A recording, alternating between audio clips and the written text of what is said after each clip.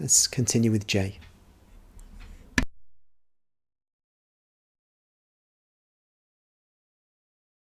I can't understand why people can't see that this is ridiculous.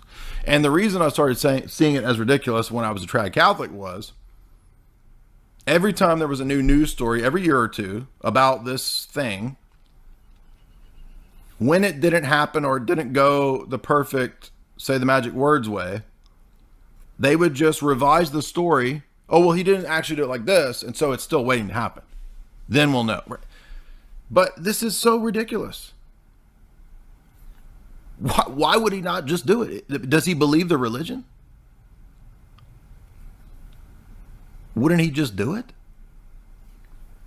And if he did just do it, then why do we need... Where's my chart of all of the failed...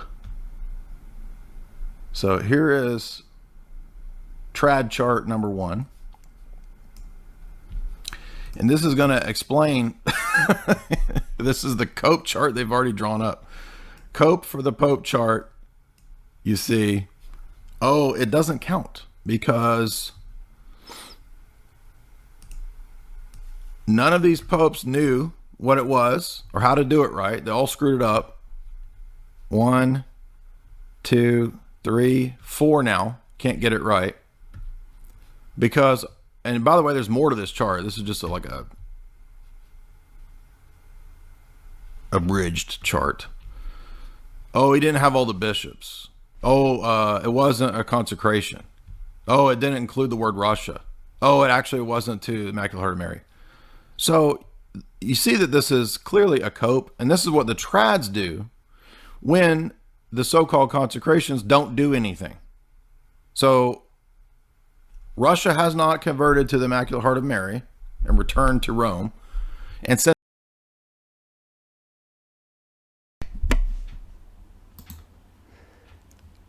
I think that, again, he's quite funny, this bloke. That's a really good chart. I've got to get hold of that. It really shows you a little summary form of the history of this. You see what's failed to be done, but for Jay, it's that how could they, if they really believed in this, fail to do what's required? Well, I've given some reasons. There's also, one must understand this. The popes don't necessarily believe all of the Fatima apparition, all the elements of it. They may believe some and not others.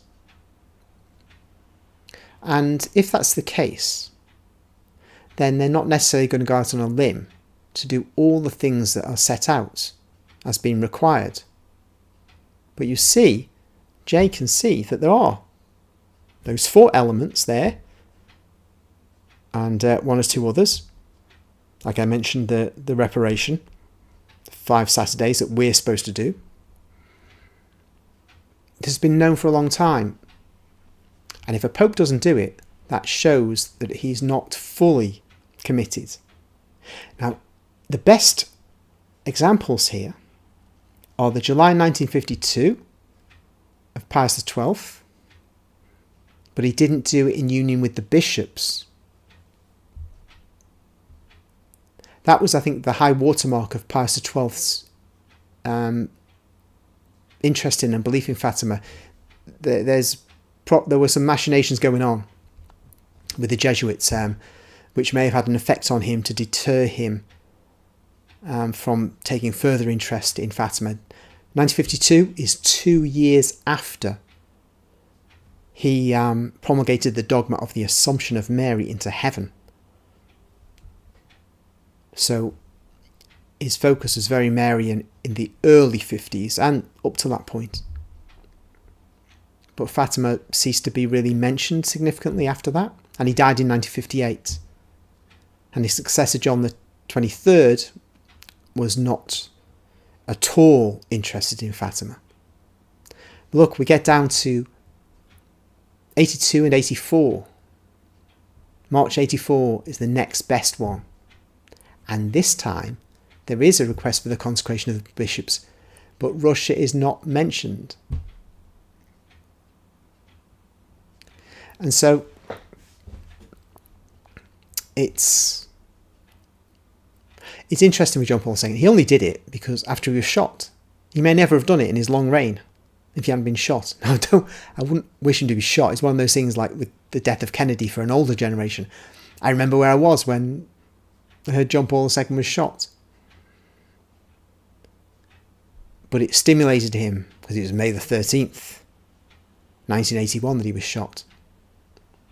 So he hurriedly did a consecration in May 82, but he knew he didn't have time to get all the bishops to join him.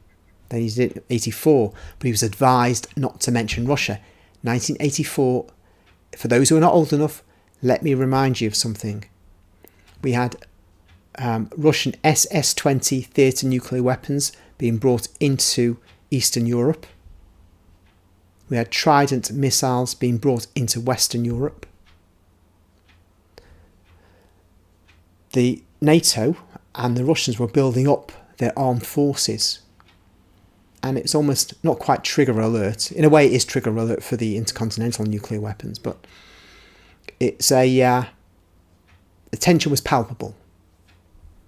And it was easy to see how we could have fallen into a theatre nuclear conflict. And beyond that, of course, it goes intercontinental. That's the end of everything. Ronald Reagan didn't end the Cold War. Ronald Reagan boosted it with a massive program of arms spending from the commencement of the first term of his presidency. It may be regarded as necessary because the Soviets were spending heavily too. And some say Reagan broke the Soviets by outspending them, and that broke their economy. Listen, if you're a Catholic, I love to think about look at Ronald Reagan and his humour and his little jokes and so on.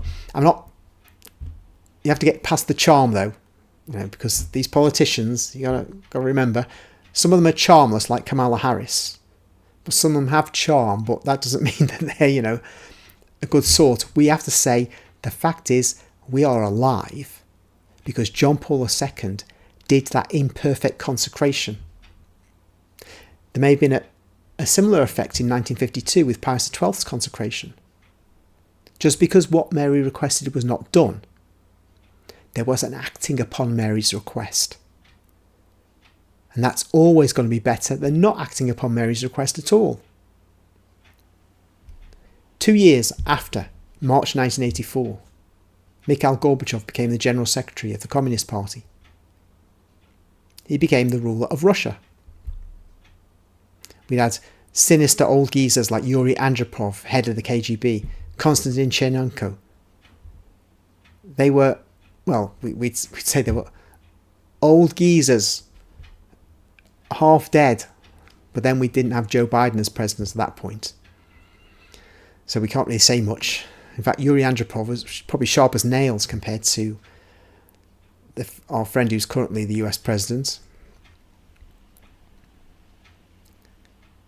But I believe that this breaking away from the Soviet Union of the East European Christian nations, bloodlessly, except for a few deaths in Romania where Ceausescu was overthrown in 1989, that is a miracle. The CIA didn't foresee it. MI5 didn't foresee it. Or is it MI6? I can't remember which is which. None of the intelligence services of the West foresaw it. Nor could it ever have been imagined by anyone that it would be bloodless after Hungary of 1956 and Czechoslovakia of 1968.